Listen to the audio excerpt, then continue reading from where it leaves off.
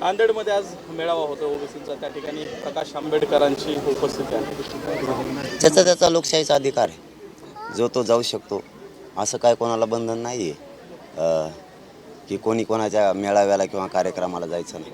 आमची लढाई ओबीसी आरक्षणासाठी ती सुरू राहणार आहे आणि आम्ही ते मिळवणार आहेत, याच्यावरती मात्र आम्ही ठाम आहेत. परंतु कोणी कोणाच्या कार्यक्रमाला जायचं नाही जायचं हा ज्याचा त्याचा वैयक्तिक विषय, त्याच्यात आम्ही डोकावण्याचं काही कारण नाही.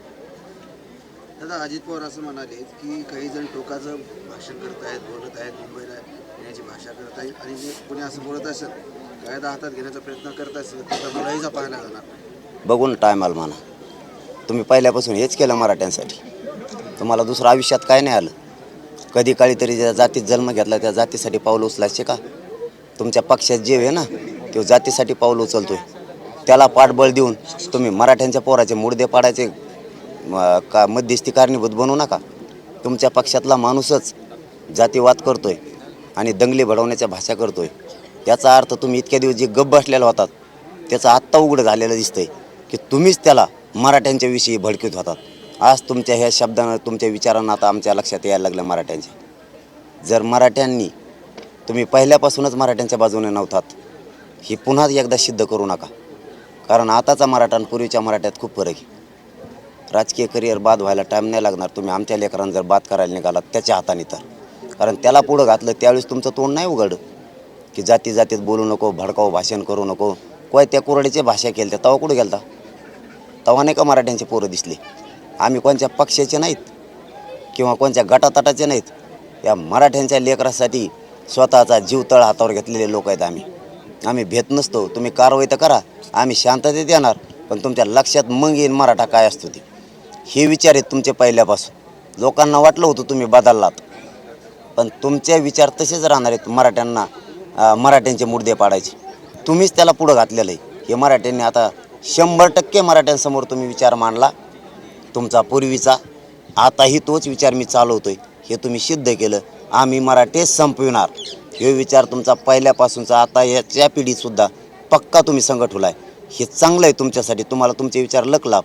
पण मराठ्यांच्या आडवं तुम्ही येऊ नका आणि ते तुमच्या पक्षातलं एअरपट येतं आहे ते त्यालाही येऊ देऊ नका, नाही तर त्याच्यामुळं तुम्हीसुद्धा बाद होणार आहेत. आता पूर्वीच्या मराठी नाहीत. तुम्हाला पुन्हा सांगतो, तुम्ही मराठ्यांच्या बाजूनं उठायची खरी ही वेळ आहे. तुम्ही मराठ्यांच्या बाजूने उठायला पाहिजे होतं, पण मधल्या काळात तुम्ही एकही शब्द बोलणार नाहीत, गप होतात. याचा अर्थ असा होतो की तुम्हीच त्याला पुढं घालीत होतात, फक्त मागून त्याची पाठराखण करत होतात.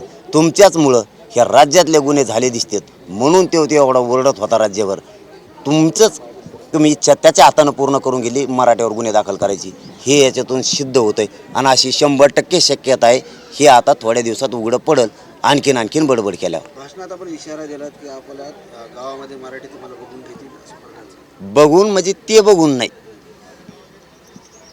जर ते असंच करत राहिले तर त्यांच्याच गावातले म्हणजे त्यांचा कोणता जिल्हा आहे त्याचे सुपडा साफ करू शकतात मराठी राजकीय करिअरचं. कारण आम्ही सुद्धा बोललेलं, आम्ही सुद्धा शब्द खरे करतो, कारण आम्हाला आमच्या पोरांपेक्षा मोठं कोणी नाही. बीडमधील सभेत तुम्ही मराठा मंत्री आणि आमदारांना आवाहन केलं होतं की तुम्ही आता मराठा आरक्षणाच्या बाजूने बोला, तुम्ही मराठा आरक्षणावर आवाज उठवा, परंतु त्याला मात्र कोणी प्रतिसाद दिलेला दिसत नाही. काय मग आता ते आज नाही लक्षात येणार, 20 जानेवारीला लक्षात येणार. 20 जानेवारीला सोबत राहा, पाठिंबे द्या मराठ्यांचे. पण मराठ्यांनाच आवाहन केलं होतं, विरोध करणाराला नाही. 200 जेसीबी आणि हेलिकॉप्टरमधून फुलांची उधळण करतात, पण मागास कसे असं. अरे याडपाटा, तुला कळतं का काही मागास त्या वाहनावर आणि त्याच्यावर नसतं म्हणून? सामाजिक आणि शैक्षणिक दृष्ट्या मागास असणं त्याला मागास म्हणलं जातं. घोड्यावरून जीसीपीवर नसतं. जीसीप्या तुला माहिती आहेत का याजाने घेतलेल्या त्या कर्ज काढून बँकेच्या? कचा कष्ट करतो आम्ही, घाम गाळीतो आणि कर्जाचे हप्ते फेडतो. मराठी वाहनं घेतात, कामं बी करतात, रात्रंदिवस जागत येत बी, म्हणून त्यांच्याकडे वाहन आहेत. असं वाहनावर जर म्हणलं ना आरक्षण, तर तू उद्या सकाळीच बाहेर पडशील आरक्षणाचं. तू होतं टांबराळच वाजन मग काय बरं तर कोणकडे बी.